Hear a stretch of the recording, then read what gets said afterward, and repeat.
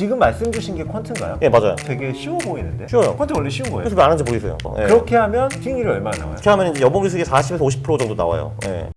그 황구님이 이런 의사결정을 할 때 네. 뭐 이자율이라던가 네. 뭐 매크로 경제 상황, 네, 네. 뭐 FOMC 막 이런 것들은 아예 참고를 안 하세요? 그 이제 제가 3프로에서 방송 같은 거 나갈 때는 네. 그 어쩔 수 없이 듣게 됐어요. 왜냐면 앞에 있는 사람이 말을 하니까 제가 그렇죠. 이제 그거를 아예 안 들 수 없잖아요. 그러니까 저도 당연히 그거 다 분석해봤어요. 이제 네. 그 소위 그 중요한 매크로 지표들. 근데 이제 걔네들이 그러니까 이제 주식 시장에 미치는 영향이 이제 딴 지표를 보다 적은 것 같아요, 기본적으로. 네. 그러니까 이 기본적으로 뭐 상식적으로 보면은 뭐 금리가 떨어지면 주식이 오른다라고 생각하잖아요. 근데, 네. 근데 실제로 데이터데이 보면은 그렇지 않은 경우도 되게 많아요. 사실. 그래요? 네, 그럼요. 네. 그러면 황구님은 매크로 지표를 안 보고 네. 그리고 제가 알기로는 개별 회사를 막 분석하시는 것도 아닌 걸로 알고 있는데 네, 그렇죠, 그렇죠. 그럼 어떻게 투자를 하는 거예요? 예를 들면 제가 11월 4월에 개별주를 했다라고 했잖아요. 네, 그거 어떻게 판단을 한 거예요? 그러니까 그거는 이제 그 핵심 포인트는 이제 1번은 소형주고 이제 그 2번은 이제 저평가이고 그리고 이제 3번은 성장이거든요. 그러니까 이제 보면은 소형주라는 거는 그냥 시가총액 하위 20%. 그러니까 이제 한국에서 2,000개가 있으면은 하위 400개 기업만 사는 거예요. 그냥 그걸 고른 거예요, 그냥? 그러니까 이 안에서만 사는 거예요. 아, 그러니까 제가 400개를 다 사진 않고요. 그죠, 그죠? 네. 근데 이 400개에서 좀 소팅을 해야 되잖아요. 20개 남게. 네. 이거는 이제 어떻게 하냐면은 그 저평가는 퍼라든지 뭐 PBR라든지 뭐 이런 지표들을 그죠. 일단 그래요. 그 성장은 네. 이제 매출액, 뭐 매출 총액, 영업이익, 순이익의 이제 성장률 그걸 보는 거거든요. 그럼 지표가 이제 여러 개가 있잖아요. 지표 8개가 있어요. 네. 그러면 이제 만약에 이제 우리가 이제 학교에서 시험을 본다라고 하면은 거기도 이제 8개의 과목에서 시험을 보는 거잖아요. 그럼 다 등수를 매기잖아요. 그렇죠. 그 등수를 매기고 그 평균 등수가 가장 그러니까 좋게 나온 친구가 전교 1등이잖아요, 사실. 네. 이제 그런 식으로 해서 8개 지표에 순위를 다 쫙 매겨요. 1위부터 2천위까지. 그리고 그러면 이제 8개 지표들의 순위가 나올 거 아니에요. 그럼 그 지표들의 평균 순위를 내가지고 그 평균 순위가 가장 우수한 20개 기업을 사는 거예요. 지금 말씀 주신 게 퀀트인가요? 예, 맞아요. 지금 이렇게 듣기에는 퀀트가 되게 쉬워 보이는데? 쉬워요. 퀀트 원래 쉬운 거예요? 그래서 왜 안 하는지 모르겠어요. 아, 그래요? 네. 근데 퀀트 원래 되게 어려운 거 아니에요? 아니 그거는 네. 이제 그 제가 보기에는 그 제목이 좀 잘못됐어요. 어. 퀀트라는 단어를 들으면 사람들이 전부 다 도망가거든요. 그래서 그러니까요. 이제 뭔가 되게 어려울 것 같다고. 네. 뭐 당연히 어려운 게 하나도 없죠. 그리고 심지어 이거를 제가 하는 게 당연히 아니죠. 이걸 다 소프트웨어가 해주잖아요. 그러면은 퀀트라는 게 말씀하신 네. 것처럼 그 정렬할 수 있는 기준을 몇 개 가지고 네. 정렬을 한 다음에 예. 그게 과거에도 먹혔는지 확인을 해보고 네. 과거에도 먹혔으면 그거를 사는 건가요? 그죠. 네. 아, 그래요? 예. 그죠. 봐가지고 물론 이제 전략도 제가 백테스트 당연히 많이 해봤죠. 근데, 네. 근데 결국은 그 소형주 저평가 그리고 성장 지표 넣으면은 다 얼추 비슷하게 나와요. 그게. 아, 그래요? 그래서 그냥 아무거나 섞여가지고 이전에 괜찮은 것 같네. 한 백테스트 돌려보고 뭐 당연히 괜찮네 하고 거기 맞는 종목들을 사는 거죠, 그냥. 그리고 기다리는 거죠. 예. 그럼 올라라 하면서. 예. 그렇게 하면 수익률이 얼마나 나와요? 보통 이제 대부분 전략들은 그렇게 하면 이제 연봉 수익이 40에서 50% 정도 나와요. 예. 소형주 쪽은. 연봉리 40에서 50이요? 근데 이게 재밌는 게 뭐냐면은 그냥 그러니까 이게 소형주도 최소한의 필터 정도 넣는 게 좋아요. 이게 뭐 어떤 필터냐면은 관리 종목 다 빼고 네. 그 적자 종목 빼고 그리고 이제 중국 상장 기업 빼고 요 정도만 하잖아요. 그러면은 그냥 남아 있는 소형주들의 그냥 기본 수익이 40%예요. 그러면은 그럼 일반 개인들이 황국님처럼 한다라고 네. 하면은 지금 막 뭐 동적 막 이런 여러 가지를 하면 어렵죠. 너무 네네. 어려우니까 되게 간단히 하면 어떻게? 그거를 제가 이제 퀀트 투자 무작정 따라하기란 책에서 이제 아, 홍보했습니다. 그렇죠. 그죠? 교묘한 홍보 이렇게 하는 거죠. 좋아요. 거기는 이제 어떤 식으로 제가 짰냐 하면 일단 자산 배분을 먼저 한다. 예. 그러니까 거기서는 35% 주식, 50% 채권, 15% 금으로 갔어요, 여기. 네. 그리고 요 주식과 채권을 각각 반반 미국과 한국 이렇게 분산 투자. 근데 네. 채권하고 금을 가지고 있는 이유는 뭐예요? 그 채권과 금이 있어야지 그 주식의 그 큰 드로우다운이 오는 그 충격파를 막아줘요, 얘네들이. 드로다운이라는 건 그 아까 말씀하셨던 하락하는 거. 네네. 하락하는 아니, 한마디로 떡락할 때. 그죠? 그죠. 그러니까 왜냐면은 주식 시장이 떡락하면은 내가 무슨 주식을 갖고 있든 상관없이 다 같이 떡락 맞는 거예요. 맞아요. 피해갈 수가 없어요. 맞아요. 그러니까 금융위기가 한번 왔다 그러면은 내 주식이 아무리 펀더멘털이 좋고 뭐 가치가 위대하다 하더라도 일단 일시적이라만 일단 60% 70% 쳐맞는 건 똑같은 거예요, 다 이게. 그렇죠. 이렇게 주식이 쳐맞는 그 구간에 그 채권이나 금이 최소한 같이 떨어지지는 않거나 아니면 심지어 올라주는 경우가 굉장히 많았어요. 근데 그렇게 치고는 네. 사실 주식이 3분의 1이고 예. 나머지가 지금 채권 금이잖아요. 예. 채권금이 되게 많네요. 그게 이제 그것도 이제 왜 그러냐 하면은 네. 이제 그 주식의 변동성이 이 채권보다 훨씬 더 커서 그래요. 그러니까 이제 우리가 원하는 거는 주식이 50% 떨어졌을 때 채권이 50% 반등해가지고 이거를 메워주는 거잖아요. 근데 이거는 불가능해요. 채권이 이 정도 변동성이 없기 때문에. 근데 예를 들면은 채권이 30% 올라준다. 근데 주식이 50% 떨어진다 하는데 이제 비중이 반반이에요. 그러면 우린 돈을 잃을 거 아니에요. 그래서 반반이 아닌 주식 비중이 더 줄어드는 거예요. 네. 그러니까 주식은 뭐 뭐 주식은 한 번 떨어질 때 10%씩 떨어지는데 네. 채권은 한 5%밖에 안 오르니까 그렇죠. 채권을 2배 가지고 있어야 이런 논리인 거잖아요. 그죠, 맞아요. 아, 그죠. 네. 뭐 주식 35, 채권 50, 금 15. 15%를 네. 가지고 주식은 한국과 외국을 반반씩 다 나누고 네. 포트폴리오를 짜면 되는 건가요? 근데 여기서 이제 포인트는 뭐냐면은 그럼 그 주식 비중을 네. 사실 그냥 뭐 코덱스 200 같은 그냥 ETF에 투자를 할 수도 있기는 한데 네. 그거보다는 그냥 그 소형주 퀀트 전략을 쓰라라는 거죠. 그 35% 내에서. 주식 비중 중에서 그냥 일반적인 인덱스를 막 투자하기보다는 아까 말씀하셨던 수용주 중에 저평가 중에 성장주 이걸 잘 골라서 하면 수익률이 좋아질 수 있다는 거죠. 그렇죠. 왜냐면 걔네들의 기대 수익이 30% 이상이니까요. 근데 주가 지수의 기대 수익률은 10% 미만이잖아요. 뭐 이것 해봤자 6%, 네. 10%, 8% 정도일 테니까 네. 그거보다는 기대 수익 30%를 해가지고 포트폴리오 전체 수익률을 부스팅하는 게 좋죠. 핵심적인 거는 NDD가 한 10% 정도예요. 그러니까 한마디로 최근 20년 동안에 가장 많이 깨졌을 때 10% 깨졌어요. 1년 동안 아무리 많이 깨져도 10%밖에 안 깨지는데 네, 맞아요. 10년 동안 평균 15%씩은 꾸준히 올랐다. 그쵸. 근데 여기서 이제 평균 15%라는 게 진짜 그거보다 훨씬 더 수익이 많이 날 해도 있고 그죠, 아니면 그죠. 적게 이제 네. 벌 때도 있고 심지어 마이너스는 해도 당연히 있죠. 원래 뭐 투자라는 게 그런 거니까. 맞아요. 그래서 뒤죽박죽 돼가지고 길게 봐서 연봉이 15% 정도. 연봉이 15%면 참고로 한 5년에 그 원금이 2배가 되는 겁니다. 그렇죠. 그리고 그 금은 또 왜 들어가냐가 물어볼 수가 있는데 네. 이 금이라는 놈이 이제 그 가끔 주식과 채권이 둘 다 무너질 때가 있어요. 예를 들면 작년 같을 때. 작년에 보면 이제 그 파월이라는 아저씨가 금리를 빡빡 올려가지고 이제 채권 완전히 망가졌고 주식도 망가졌잖아요. 그때 이제 실물 자산, 그러니까 뭐 금이라는 원자재는 그래도 얼추 버텼어요, 그게. 특히 이제 그 금리를 올리는 이유가 인플레이션과 관계가 좀 많이 있잖아요. 근데 이제 인플레이션이 굉장히 심하면 주식 채권 둘 다 이제 망가지는데 실물 자산은 이제 진짜 실물이기 때문에 인플레이션 따라가지고 가격이 오르는 경향이 있죠. 그래서 이 금이 주식과 채권이 둘 다 망가질 때 좀 해충하는 기능이 있다고 보시면 될 것 같아요. 뭐 완벽하진 않지만 그래도 주식만 하는 것보다 훨씬 더 안전하고 네. 그 뭐 이자율이 막 오르는 그 구간만 아니면 그래도 서로 해칭을 한다. 뭐 이런 말씀이신 거죠. 그죠. 네.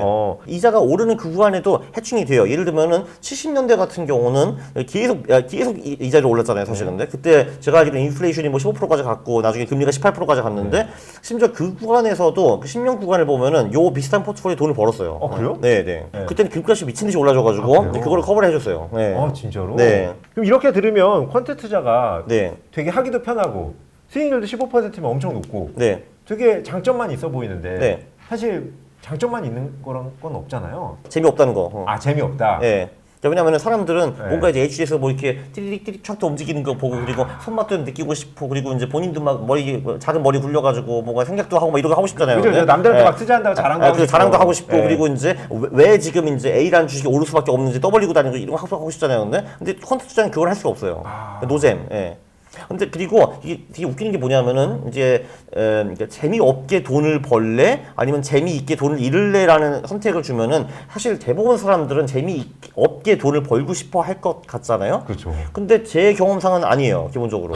그러니까 투자자들 90%는 네. 그 둘 중에 하나 선택이 있으면은 이제 말은 아마 그렇게 할 거예요. 나는 재미없게 돈을 벌고 싶다고. 근데 실제로 하는 행동은 근데 재미있게 돈을 잃어요, 그냥. 예.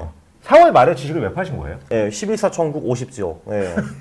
그러니까 11월부터 4월까지는 천국이고 그렇죠. 5월부터 10월까지는 지옥이다. 그렇죠. 왜 예. 그런 거예요? 그 통계를 내보면은 그 전 세계 주식시장에서 5월, 10월에 수익이 되게 안 좋아요. 그러니까 IMF 그때 우리가 이제 1억 원이 있었잖아요. 근데 네. 이제 우리가 코스닥에 5월, 10월에만 투자를 하는 거예요. 25년 넘게. 그러니까 5월, 10월에 투자하고 11월, 4월에 돈 빼고 5월, 10월에 투자하고 이렇게 하는 거예요. 그럼 1억 원이 얼마가 되었을까요? 근데 그 돈이 이제 870만 원이 됐어요. 마이너스 92%. 네? 근데 웃기는 거는 11월, 4월에 투자했잖아요. 네. 8배가 됐어요. 8배. 진짜요? 네네. 우와. 11월, 4월에만 코스닥에 계속 투자를 했다면은 1억이 8억이 됐고요. 그 네네. 기간 동안 5월, 10월에만 투자했으면 돈을 엄청나게 잃었고. 네, 이게 정확히 100배 차이가 나요. 되게 놀랍죠. 그 이제 11월, 4월에만 우리 예를 들면 이제 97년 11월부터 98년 4월 그리고 또 이제 98년 11월부터 99년 4월 이런 식으로 11월, 4월에만 계속 꾸준히 투자를 했으면은 내 1억이 8억이 됐어요. 네, 근데 우리가 꾸준히 5월, 10월에 투자를 했으면은 그 1억이 800만 원이 되었다. 커스 P 같은 경우는 네. 그 정도는 아닌데 거기도 70% 까져요. 그러니까 진짜요? 1억이 3천이 돼요. 11월, 4월에 투자하면 오히려 올라가요? 네, 그것도 8배.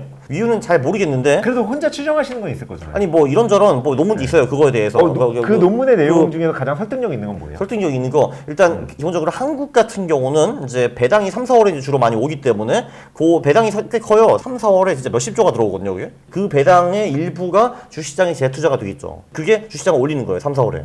신기하다. 네. 그러면은 이 현상이 우리나라에만 일어나는 게 아니라 해외에서도 똑같이 일어나요? 전 세계적으로 거의 비슷해요. 그러니까 이제 미국 같은 경우는 그래도 5월, 10월에 투자했으면 돈을 버는 정도는 벌었거든요. 근데 그 수익도 예금보다 좀 못했어요.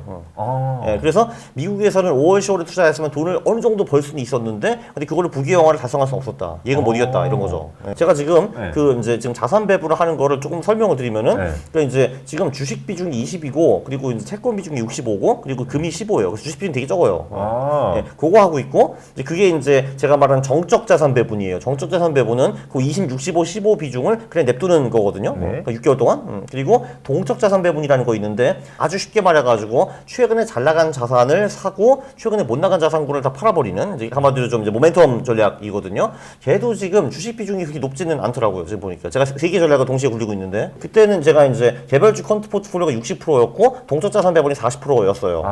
그 11월 4월에는. 근데 그거는 이제 다 이제 싹 없애버리고 지금은 이제 포트폴리오 재편집해가지고 30%가 정적 자산 배분, 30%가 동적 자산 배분, 그리고 30%가 단기 전략이에요. 그러니까 그럼 그 자산 배분은 지금 갖고 계신다는 거잖아요. 그렇죠, 그건이죠. 근데 그걸 왜 갖고 계시는 거예요? 왜냐면은 그 주식 비중이 일단 작은데 뭐 5월, 10월에 매년 주식 시장이 어디 터지는 거는 아니거든요, 사실. 당연히 오를 때도 있어요. 그 대신에 그래서 이제 5월, 10월에 무조건 주식이 떨어진다라고 할 수는 당연히 이제 없는 거죠. 그걸 대비해가지고 비중을 작게만 하면 가져가는 거죠, 그냥.